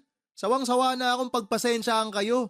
Akala ko iba'y hilat siya ni Janice sa'yo eh. Pero mag-ina nga talaga kayo. Parehong-pareho ugali niyong dalawa. Ano namang ibig mong sabihin, ha? Ikaw naman di mo pa nakuha agad. Gusto mo pa ipaliwanag ko sa'yo. Manang-mana sa'yo yung anak mo. Yun ang ibig kong sabihin. Pareho kayong sinungaling, pareho kayong manluloko, pareho kayong manggagamit, pareho ring masama ugali nyo. Aba, hinay-hinay ka sa mga sinasabi mo dyan. Ano maghinay-hinay pinagsasabi mo? Hoy ate, wag mo ako manduhan. Punong-puno na ako sa inyo ng anak mo. Tinulungan ko kayo, pinagkatiwalaan kasi nga tulad ng lagi mong dinadahilan, pamilya ko kayo. Pero anong ginawa niyong mag-ina? Ha? Ano? Niloko niyo ako ng paulit-ulit. Ang nakakatawa dito, nagkuntsabaan pa kayong dalawa. Alam mo sa totoo lang, akala ko tama nakalimutan ko na lang yung atraso niyo sa akin eh. Lalo ka na, nung siniraan mo ako dyan sa atin. Kasi nga tinigil ko yung pagbibigay ko sa'yo ng pera nung mabuntis yung anak mo. Akala ko tama na patawarin kita eh.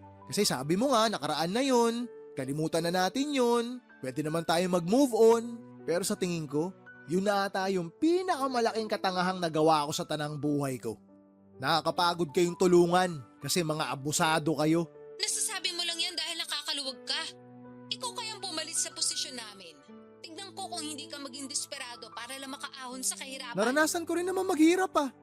Baka nakakalimutan mo, bata pa lang tayo, mahirap na buhay natin.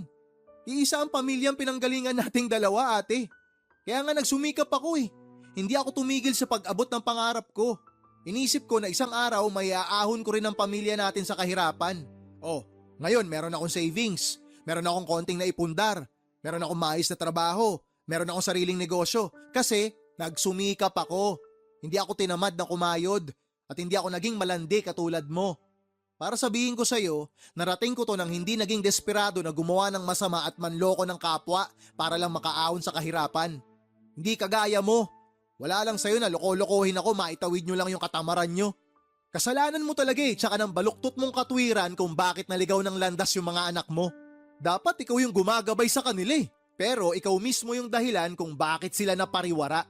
Grabe ka naman sa mga sinabi mo. Humanda ka. Ipagkakalat ko sa buong barangay natin na masama ang ugali mo. Gawin mo! Sino tinakot mo? Akala mo kakabahan ako dyan sa pagbabanta mo? Di sige, subukan mo. Sa oras na masira yung pangalan ko dyan, ididimanda kita. Gagawin mo yon? Bakit hindi? Hindi ako natatakot sa'yo. Oh, pinagbantaan mo ako, nasisiraan mo ako dyan sa atin. Tapos ngayon sinabi ko na didemanda kita, nagtatanong ka kung gagawin ko ba talaga. Para ka naman tanga kausap ate. Hindi lang kita pinapatulan noon, pero punong-puno na ako sa'yo ngayon.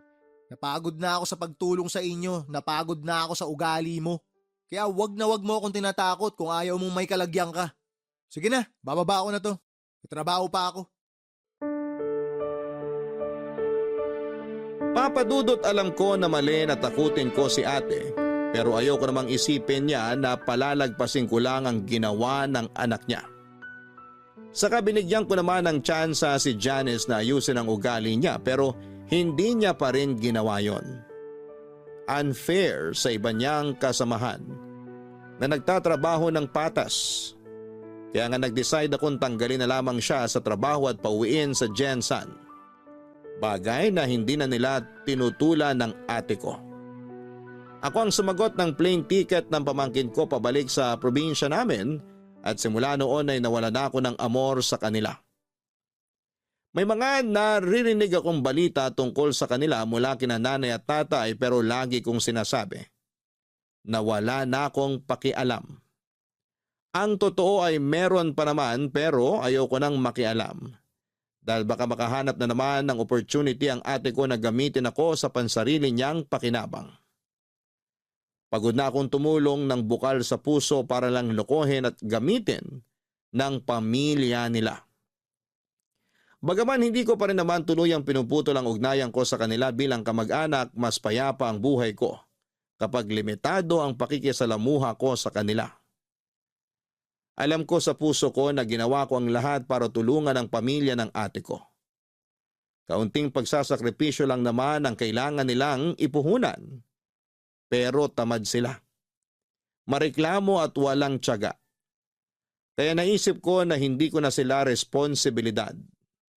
Dalangin ko na lang na may matutuhan sa buhay si ate at ang pamilya niya.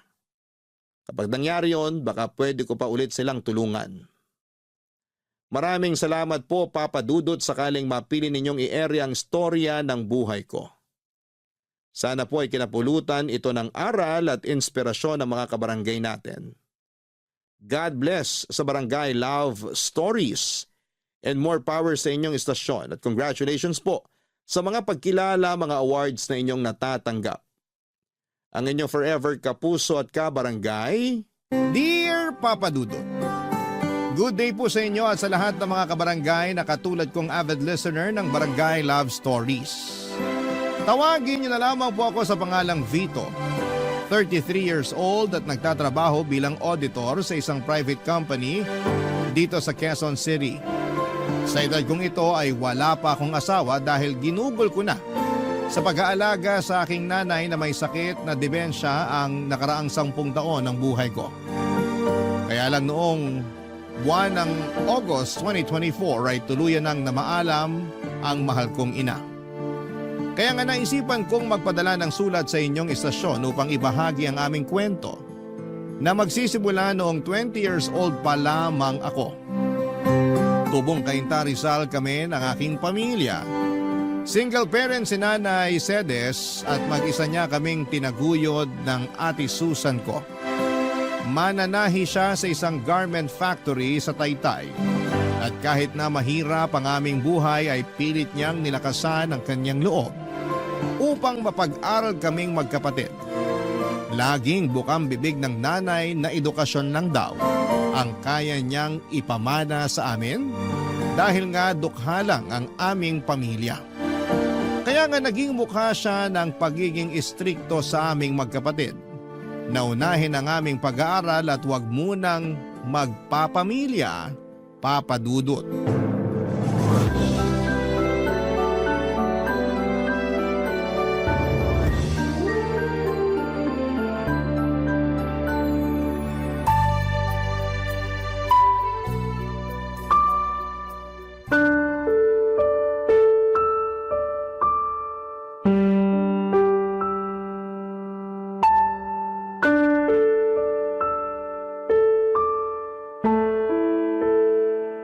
Ano ba naman to, Vito? 2 major subject mo pa talaga yung 3? Tapos yung iba rito ay puro na 2? Sigurado ka bang makakagraduate ka nito? Opo, Nay. 5 naman po yung bagsak. Wala naman po akong 5 dyan. Wala ring incomplete. At talagang pinagmalaki mo pang wala, ano? Hindi po ba dapat? Hindi talaga kasi kahit walang 5 rito, ang baba pa rin ito. Kumbaga, katumbas ito ng mga gradong palakol nung elementary at high school. Pasensya na po kayo. Yan lang po kasi talaga ang kinain ng utak ko. Pasensyahin mo mukha mo. Mababago ba nun tong mga grado mo? Saka kaya siguro ganito to kababa kasi hindi ka naman talaga nag-aaral. Oo, pumapasok sa eskwelahan at nanghihingi ng baon. Pero baka hindi naman talaga doon ang punta mo. Saan naman po ako pupunta kung hindi sa eskwelahan? Saan pa ba? Di sa bilyaran? O di kaya doon sa computer shop? Naku, wag ka nang magsinungaling. Nakita ka nga ng ate Susan mo sa mga lugar na sinasabi ko. Nagpapaprint lang po ako sa computer shop. Hindi po ako tumatambay doon o naglalaro. Talaga lang ha? Pexman, Yung sa bilyaran? 1 beses lang naman po akong pumunta sa bilyaran. Nung nagkita-kita lang kami ng mga ka-text clan ko. Saka nandun din naman si ate Susan eh. Nakikipag-inuman pa nga siya tapos ako lang ang pinagagalitan nyo. 18 anyos na yung ate mo. Nung panahong yon. Ikaw 15 pa lang, pero nakuha mo pang pumaroon. Tapos magre-reklamo ka sa akin kung bakit ikaw ang pinapagalitan ko at hindi kasama ang ate mo? Opo, Kasi paborito niyo si Ate Susan. Hindi niyo nga siya kayang pagalitan kasi ayaw niyong magtampo siya sa inyo. Anong sabi mo? Sabi ko, paborito niyo si Ate Susan. Ako hindi. Mas mahal niyo si Ate Susan. Tapos galit kayo sa akin. Ano bang pinagsasabi mong bata ka? Alam niyo po kung ano ang sinasabi ko. Saka hindi na ako bata para di pa maintindihan yung totoong nangyayari. Ang unfair niyo, Nay. Kasi si Ate Susan lang yung tinuturing yung anak. Tapos ako, parang wala lang. Kung parang wala ka lang para sa akin, sana hindi na kita pinag-aral, pinakain at pinatira sa bahay ko. Hirap sa'yo, sumasama ang loob mo pag napagsasabihan ka. Maanong intindihin mo munang mabuti ang sitwasyon? Total, sabi mo, hindi ka na bata. Ibig sabihin, malawak na dapat ang pangunawa mo. Kahit na anong sabihin niyo, ganun ko po nakikita ang sitwasyon.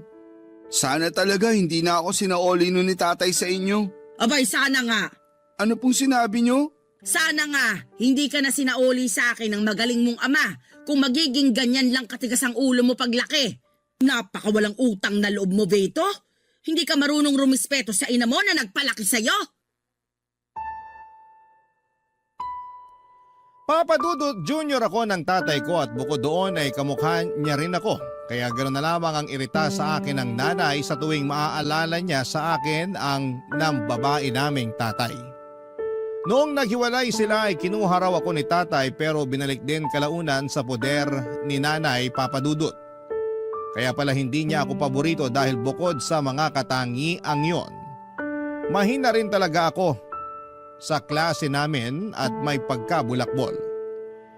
Hindi ko naman siya masisisi kung natuon ang lahat ng atensyon niya sa Ate Susan ko dahil nga para sa kanya ay mabait ito at masunurin. Kahit na inis ako dahil lagi niyang kinakampihan ang ate ko, hindi naman ako nagtanim ng sama ng loob kay nanay. Kasi siya pa rin naman ang nag-iisa naming magulang na nagtaguyod sa aming magkapatid. Mahal ko pa rin siya kahit na hindi kami madalas magkasundo. Kaya lang dahil sa favoritism ni nanay ay hindi kami lumaking close sa isa't isa ni Ate Susan. Para sa akin ay hindi totoo ang lahat ng kabaitan at pagiging masunurin niya na laging nakikita ni nanay. Iniisip ko na maskara lamang niya yon para paboran at kampihan ni nanay. At ako naman yung laging pag-initan. At napatunayan ko yon. Nung isang gabi ay nahuli ko siyang ginagawa ang bagay na yon.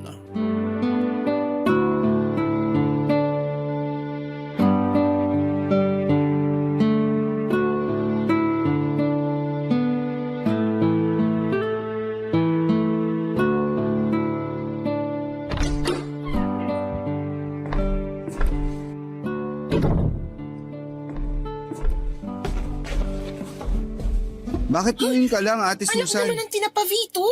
Bakit kising ka pa? Alauna na ng madaling araw, oh. Alam ko, marunong akong tumingin ng oras. Bakit nga gising ka pa? Kasi nakita ko kayo. Ha? Nakita ko kayo nung kasama mong lalaki na nagalikan sa tapat ng bahay natin. Siguro boyfriend mo yun, no? Eh ano naman ngayon sa'yo kung oo? Lagot ka kay nanay. May boyfriend ka na. Bakit ako lagot? Eh nasa tamang edad na ako. Baka kung ikaw ang magka-girlfriend, ikaw pang malagot. Malamang, kasi paborito ka ni nanay kesa sa akin. Buti alam mo. Kaya kung ako sa'yo, itulog mo na lang yan. At bang kalimutan ingay mo na yun? lang yung nakita mo. Oh, bakit kising pa kayong dalawa? Nay, si ate po kasi... Nay! Ano ba kasi yon? Bakit mo naman tinatakpan ang bibig ng kapatid mo, Susan? Kasi po, aray! Bitiwan mo kasi ako! Nay, si Vito! Kinagat po yung daliri ko! Ano? Patingin nga ako. Naku, may bakas pa ng ngipin ng kapatid mo. Bakit mo yun ginawa sa ate mo? Napakabastos mo, Vito! Wala po akong ginagawa. Si Ate Susan nga yung may ginagawa eh. Anong ibig mong sabihin? Kasi po... Mabuti pa po matulog na tayo. Huwag niyo na kausapin niyang si Vito kasi malamang kung ano-ano na namang kalukuhan ang sasabihin niyan. Anong puro kalokohan? Ang sabihin mo, natatakot ka lang malaman ni nanay ang totoo. Ano ba kasi yung totoo na yon? Sabihin mo nga sa akin. Huwag niyo na po kasing alamin yun. Wala lang po yun. Eh kung wala lang yon, hindi ka dapat matakot. O ano na Vito? Naiinip na ako sa sasabihin mo. Nakita ko pong may kahalikang lalaki si Ate Susan kanina. Hinatid po siya dito nun sa bahay. Tapos inamin ni ate na boyfriend niya yun. Ano ka mo? Totoo ba yung sinabi ng kapatid mo? Siyempre po hindi. Anong hindi? Galit nga si nanay sa mga sinungaling. Kaya bakit ako magsisinungaling? Totoo yung sinabi ko. Kitang-kita ng dalawa kong mga mata. Tumigil ka na nga. Napakasumbongero mo. Huwag mong pagdiskitahan ng kapatid mo. Kausapin mo ako, Susan.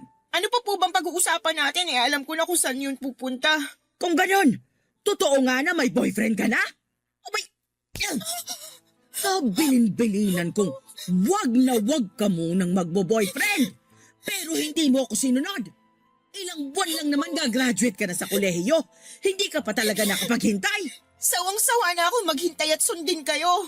Puro na lang kayo pagbabawal na para bang mapapasama ako pag nag-boyfriend ako. Nakakapagod na kayo sundin. Ikaw pa talagang napagod ako. Tinanong mo ba kung ayos lang? Ang tanging hiling ko lang naman ay magtapos muna kayo ng pag-aaral ni Vito bago kayo makipagrelasyon. Akala ko pa naman naiintindihan mo, pero mas masahol ka pa sa kapatid mong matigas din ang ulo. Bakit na naman po ako nasali sa usapan? Si Ate Susan po yung may kasalanan. Kaya siya lang ang dapat niyong pagalitan. Damay ka na doon dahil pareho kayong pasaway at sakit sa ulo ko.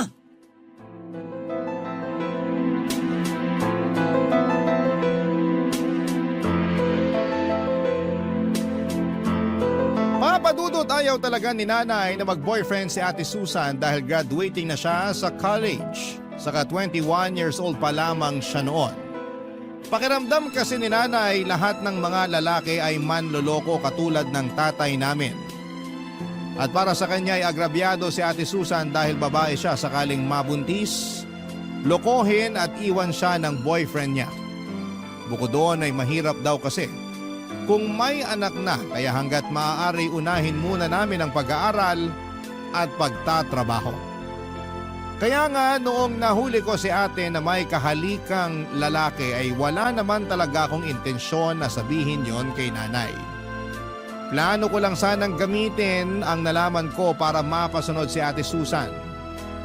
Kaso nangyari na nga ang hindi dapat mangyari. Galit na galit sa akin ang ate ko kasi sinumbong ko raw siya sa nanay namin kaya naman pinagbantaan niya ako. Na mananagot ako sa kanya. Nung una, papadudot ay hindi ko pinansin ang pagbabanta niya dahil ako naman ang pwede niyang gawin. Kaya lang isang araw nang pauwi na ako galing sa eskwelahan ay may grupo ng 3 lalaki na humarang sa akin. Yung isa doon ay namukhaan ko na lalaking kahalika ng ate ko. Siya yung humablot sa bag ko at nagdala sa akin sa may talahiban. Siya rin ang tumulak sa akin sa may putikan. Yung isa naman ay sumipa sa akin sa tiyan tapos yung isa naman ang sumabunot sa akin. Pagkatapos noon papadudot ay tuluyan na nila akong binugbog upang turuan daw ng leksyon. Barangay Love Stories. Barangay Love Stories.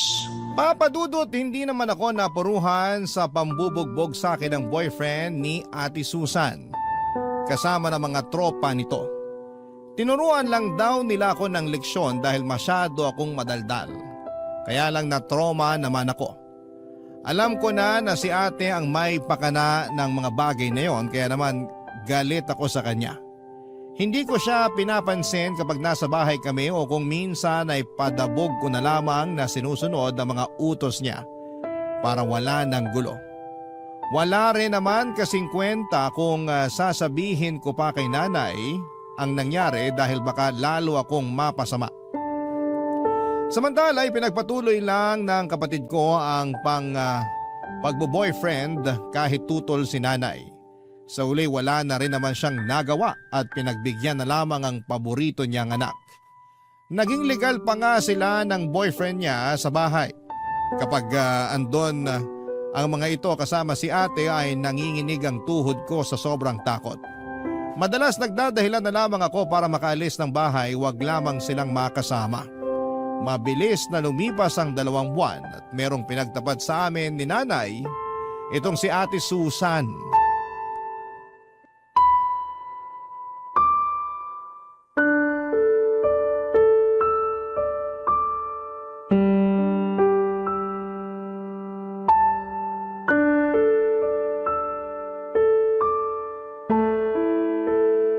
Nay, aalis na po ako.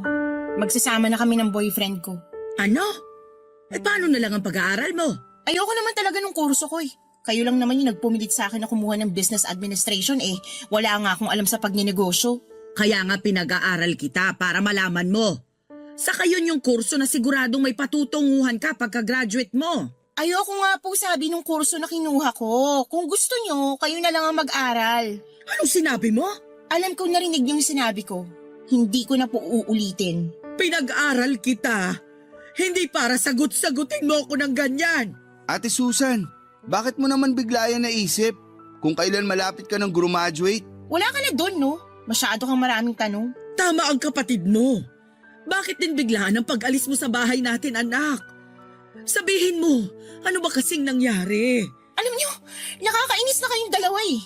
Kung makatanong kayo, akala nyo naman malaking krimen yung gagawin ko. Hindi ba pwede na gusto ko nang bumukod at magsama na kami ng boyfriend ko? Hindi ako naniniwala na yun lang ang dahilan mo. Kilala kita, may pagkasinungaling ka. Anong sinabi mo? Sabi ko, may pagkasinungaling ka. Totoo naman eh, maraming beses ka nang nagsinungaling kay nanay. Pinagbibigyan ka lang niya kasi paborito ka niyang anak. Pwede ba, Vito? Manahimik ka na lang muna dyan. Hindi naman to tungkol sa'yo eh. Tungkol to sa ate mo. Kaya wag ka na munang sumubat-sabat dyan. Kaya ka hindi paborito ni nanay kasi masyado kang trying hard. Hindi ako trying hard. Trying hard ka? Pwede ba? Manahimik na nga kayong dalawa. Yang anak niyong pagsabihan niyo, Nay. Masyadong mayabang eh. Wala namang pinagmamayabang. Bakit ikaw? Anong pinagyayabang mo? Sige nga. Ayaw mong tumigil ah. Nasaan na ba yung kawali, mga lintik kayo? Habang tumatagal masyado kang nagiging epal eh. Ikaw nga, akala mo kung sinong spoiled brat? Talaga lang ah. Sinabi ng tumigil na kayo! Sige, sa susunod na marinig ko pa yung bangayan ninyo, ihahampas ko na sa mga pagmumukha nyo ang kawaling to. Kaya mas lalo kong gustong umalis sa pamamahay na to eh. Sawang-sawa na ako sa pagiging diktador nyo. Ako pa rin ang nanay nyo, kaya karapatan kong diktahan kayo. Hindi nyo na magagawa yun dahil ayoko nang tumira sa pamamahay na to kasama kayo. Ayokong palakihin na magiging anak ko rito. Ano ka mo? Sinasabi ko na nga ba, buntis ka ate! Oo, buntis nga ako. Kaya hayaan nyo na kami magsama ng boyfriend ko. Papa Dudut, doon ko lang nakitang umiyak ng husto ang nanay namin dahil sa desisyong umalis ni Ate Susan. Pakiramdam ko ay nawala lahat ng galit at tampo ko sa nanay ko noong nagmakaawa siya kay ate na huwag kaming iwanan. Yung pakiramdam ko noong mga panahong yon ay para bang naninikip ang dibdib ko sa haguluhol ng nanay ko. Kaya nga hindi ko na rin napigilang magmakaawa sa ate ko na huwag niya kaming iwanan. Pero naging bingit bulag si Ate Susan sa pag-iyak at pagmamakaawa namin ni nanay. Sinabi niya na nasa tamang edad na siya para magdesisyon sa sarili niya at gawin ang kagustuhan niya. Tinuloy niya pa rin ang pag-alis at pakikisama sa boyfriend niya. Ang balita namin, umuwi raw sila sa probinsya ng lalaki sa Albay, Bicol. Pero pagkalipas ng 1.5 taon ay nagulat na lamang kami ni nanay nang sumulpot sa bahay si Ate Susan. Dala ang anak niya upang ipaalaga sa nanay namin. At doon nga niya sinabi sa amin ang nangyari sa kinakasama niya, Papa Dudut.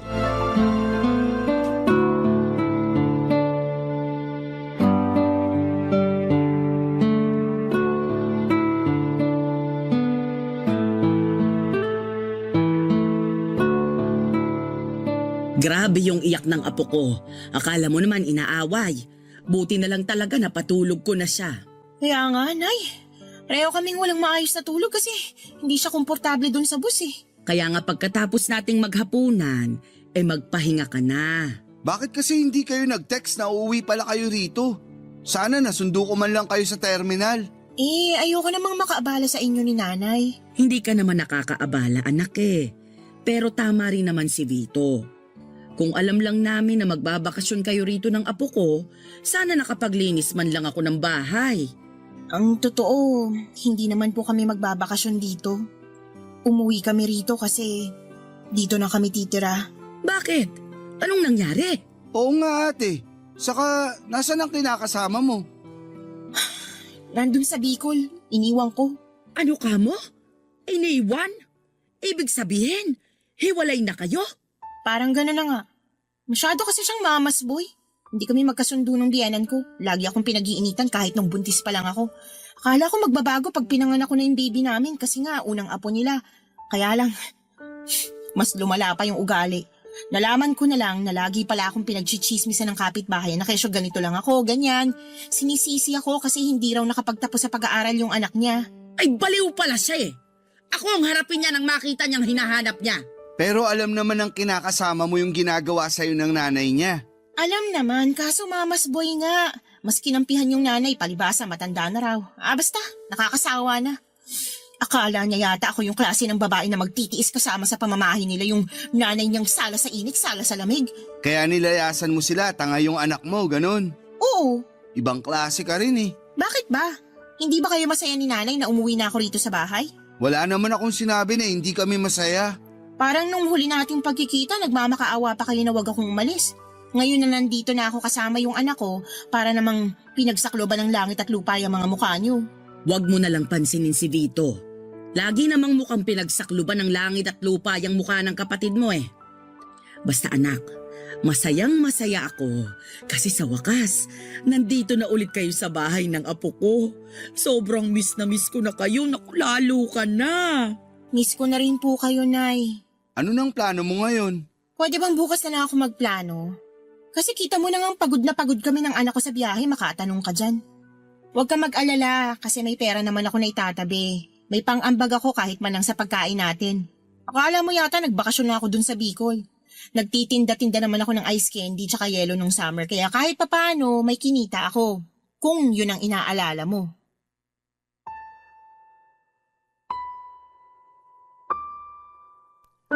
Papa Dudut tuwang-tuwang nanay dahil sa pagbabalik ng ate sa bahay kasama ang kanyang anak. Hati naman ang pakiramdam ko dahil para sa akin ay may atraso pa rin siya sa amin. Paano niya naatim na umuwi sa bahay at umastang hindi kami iniwanan noong araw?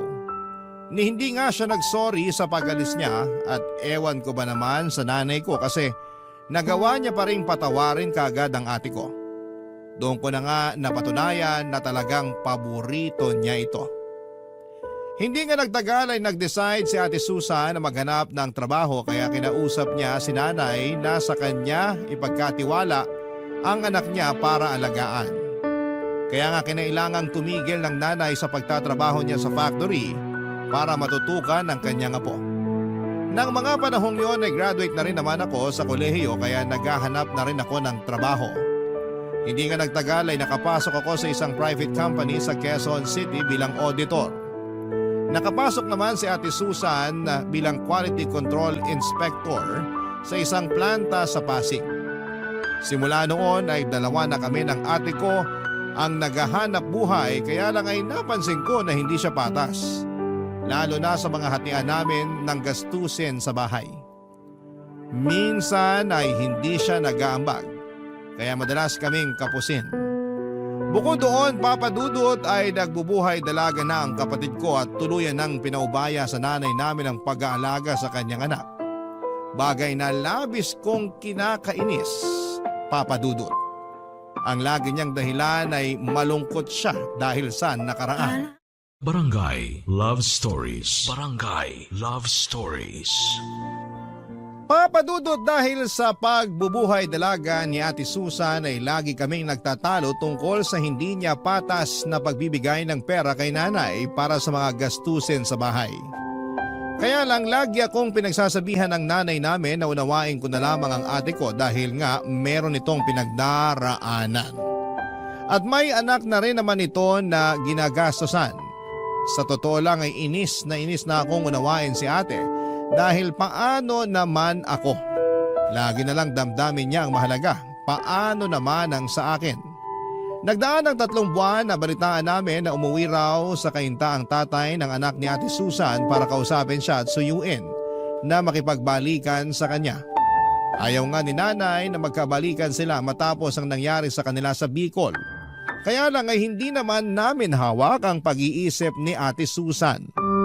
Sa huli ay nagkapatawaran sila ng kinakasama niya at nagdesisyon na mag-live-in ulit, Papa Dudut.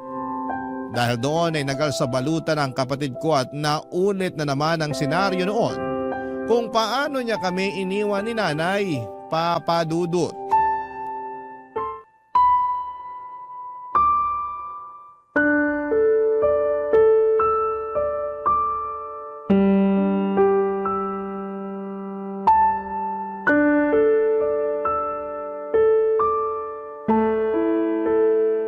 Anak naman, huwag ka nang umalis.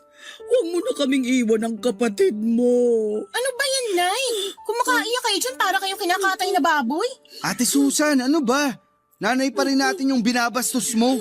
Ay nako, sumabad na naman yung nagbabait-baitang anak. Hindi ako nagbabait-baitan. Saka hindi to tungkol sa akin, okay? Palibasa, wala kang konsensya eh. Iiwan mo na naman si nanay kung kailan napamahal na siya sa apo niya. Magsasama na nga ulit kami ng tatay ng anak ko. Ano bang mahirap intindihin doon? Yung pag-uugali mo yung mahirap intindihin. Wala namang kasing kaso kung magsama kayo. Pero hindi ka marunong magparamdam kahit man lang sana kay nanay. Hindi ka tumatawag o nagte-text. Hindi ka marunong mangamusta sa amin dito sa bahay. Maiisip ko pa ba yun? May anak nga akong inaalagaan. Hindi katwiran yun. Ang sabihin mo, wala ka na talagang respeto sa nanay natin. Oh, tapos ngayon, aalis ka na naman. Sigurado ako na hindi ka na naman magpaparamdam sa amin ni nanay. Magaling ka lang pag may kailangan eh. Doon ka lang namin nararamdaman. Nasasabi mo lang yan kasi hindi mo pinagdadaanan yung mga pinagdaanan ko. Hindi ko na kailangan pagdaanan yung mga mali-mali mong desisyon sa buhay. Anong sabi mo? Pwede ba? Tama na nga yung pagtatalo ninyo. Hanggang ngayon ba naman parang bata pa rin kayo mag-away? Baka nakakalimutan ninyo. Magkapatid kayo. Si Vito yung pagsabihan nyo, Nay. Siya lang naman yung masyadong epal eh. Akala mo kung sino makapagsalita porque mas malaking kinikita? Hindi ako nagmamalaki sa'yo. Saka pinagtrabahuan ko lahat ng meron ako. Sus, ngayon lang yan. Mawawala rin yung yabang mo. Tumigil na nga kayo. Huwag na kayong mag-away. Naririndi na ako sa mga boses ninyo. Kung gustong umalis ni ate, hayaan nyo na lang, Nay. At bakit ko gagawin yon? Ayoko ngang mawala ang ate mo. Ayoko ring mapalayo sa apo ko. Tigilan nyo na nga po yung pagiging madrama nyo. Hindi naman kami titira sa ibang bansa. Dito pa rin kami sa Pilipinas. Malayo nga lang sa bahay natin. Kung bakit ba kasi babalik ka pa ulit sa Albay? Pwede namang dito na lang kayo ng anak mo sa kainta. Mahirap po ba talagang intindihin? Gusto nga ng kinakasama ko na doon na kami tumira. Plano na rin namin magpakasal at bumuo ng sarili naming pamilya. Kung tungkol naman doon sa nanay niya yung inaalala nyo, naisip ko, tama rin naman siya nung nag-usap kami. Pwede ko pa rin naman bigyan ng isang pagkakataon yung nanay niya. Tsaka magulang pa rin siya ng tatay ng anak ko kaya dapat ko pa rin siyang respetuhin. Nakakatawa na. Marunong kang rumespeto sa ibang tao, pero hindi sa sarili nating nanay. Tumawa ka lang hanggang gusto mo pero hindi nyo na mababago yung desisyon ko. Anak naman eh. Huwag ka nang umalis. Huwag mo akong iwanan. Vito, anuhin mo nga yung nanay mo? Masyadong clingy, nakakainis. Hayaan nyo na lang pong umalis si ate. Total, hindi na rin naman tayo mahalaga sa kanya. Ayokong umalis ang ate mo. Ayokong magkalayo kami uli. Papa Dudut, sa ikalawang pagkakataon ay iniwan kami ni Ate Susan. Umalis siya nang hindi man lamang lumilingon sa umiiyak at nagmamakaawa naming nanay. Galit ako sa kanya, Papa Dudut, dahil sa pananakit niya sa nanay namin. Napakawalang respeto niya para magdesisyon ng ganon na lamang. Sa totoo lang ay malungkot din naman ako sa pag-alis nila ng pamangkin ko. Pero mas nanaig sa akin ang pagkadismaya sa kanya. Yung pagkakataon na yun pala ang huling beses na makikita namin sila ng buhay dahil pagkalipas ng 3 araw ay nalaman naming na aksidente ang bus na sinasakyan nila ng pamilya niya. Hindi matanggap ng nanay ang nangyari kay Ate Susan at sa apo niya. Labis-labis naman ang pagsisisi ko dahil hindi ko pa piniling makipagkasundo sa sarili kong kapatid ng mga panahong may pagkakataon pa sana. Hindi nyo rin naman ako masisisi at hindi kasi talaga kami lumaking malapit sa isa't isa. Kaya nga humingi talaga ako ng tawad sa harapan ng kabaong niya at nangako na hinding-hindi ko pababayaan si nanay habang nabubuhay ako. Mabilis na nagdaan ang 1 taon. Nagsunod-sunod ang pagkakasakit ni nanay hanggang sa makitaan siya ng maagang sintomas ng demensya at tuluyan na nga yung lumala at magprogreso sa paglipas ng mga taon. Pero Papa Dudut, hindi ko sinukuan si nanay. Hindi ko siya iniwanan. Nanatili ako hanggang sa mga huling sandali niya para ipaalala sa kanya na mahalaga siya sa akin at kung gaano siya kaimportante. At syempre, kung gaano ko siya kamahal.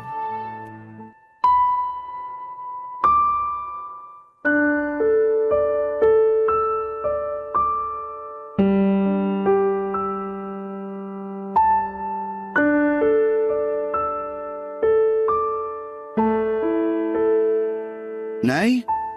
Nay, gising na po kayo para magmerienda? Ayoko pagising. Sayang naman. Nagluto pa naman ako ng paborito niyong pancake. Pancake? Nasaan pancake ko? Ito po oh. Hinati ko na yun ng maliliit para isusubo niyo na lang. Ay nako, paborito ko nga ito. Akin na, para makain ko na. Ay teka, sino ka ba? Paano ka nakapasok sa bahay ko? Nako, si nanay. Nakalimutan na naman ako. Hindi kita nakalimutan. Hindi lang kita maalala. O sige po, magpapakilala ulit ako.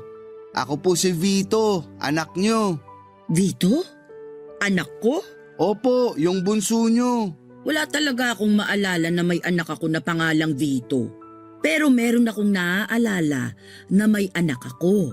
Kaya lang hindi Vito ang pangalan niya. Ano po? Susan! Ah, si Ate Susan po. Oo! Nasaan na ba si Susan? Parang matagal ko nang hindi nakikita yung anak kong yun. Kasi po. Kasi ano? Sige ka! Hindi ko kakainin tong pancake pag hindi si Susan ang nagpakain sa akin. Ay, kasi po, Nay, ano? Ano nga? Wala na po si Ate Susan. Ano wala na si Susan? Imposible naman yun. Kahapon lang nagkita kami.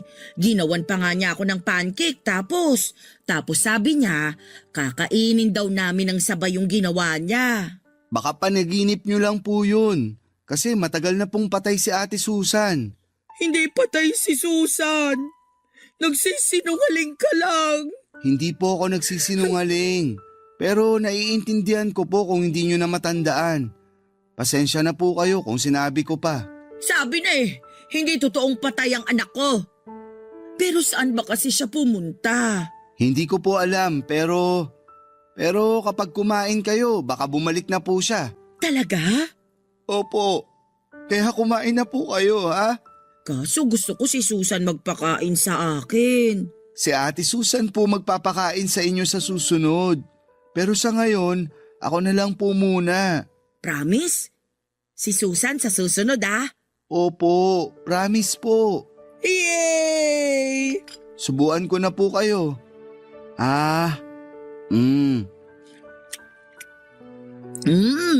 Sarap talaga ng pancake.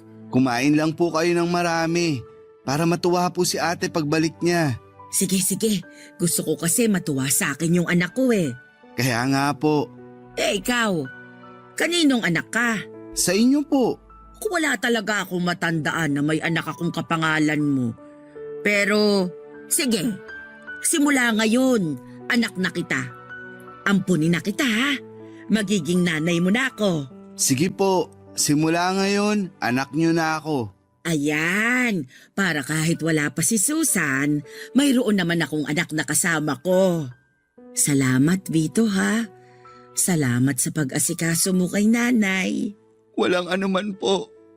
Mahal na mahal ko po kayo. Mahal na mahal din kita. Kayo ng Ate Susan mo. Papa Dudut, iyon ang mga huling sandali ng nanay kapiling ako. At pagkalipas lang ng 1.5 buwan ay tuluyan na siyang kinuha sa akin ng Panginoon. Napakalungkot ng mga panahong yon dahil nag-iisa na lamang ako sa buhay. Pero masaya naman ako dahil binigyan ako ng tsansa na alagaan si nanay hanggang sa mga huling sandali niya. Kahit na tuluyan na niya akong nakalimutan, alam ko na may mga pagkakataon na naaalala niya pa rin ako. At ganoon din ang namayapa kong kapatid na si Ate Susan. Pakiramdam ko ay bumabalik ako sa pagkabata sa tuwing may kinikwento si nanay na mga kaganapan na naaalala niya noong araw. Sa kasalukuyan ay inaabala ko ang sarili ko sa pagtatrabaho. Pero hindi ko naman pinabayaan ang mental health ko kahit na napakahirap umusad matapos mawala ng mga mahal sa buhay. Pero naniniwala ako na darating ang panahon na magiging maayos din ang lahat. Dalangin ko na lamang na sana'y masaya na si nanay kasama ang Ate Susan ko sa langit. Hindi na sila mahihirapan at hindi na rin sila magkakahiwalay pa. Hanggang dito na lamang po ang sulat ko at sana'y mapili ninyong i-ere sa Barangay Love Stories. God bless po sa inyo at sa inyong istasyon. Ang inyong forever kapuso at ka-barangay, Vito.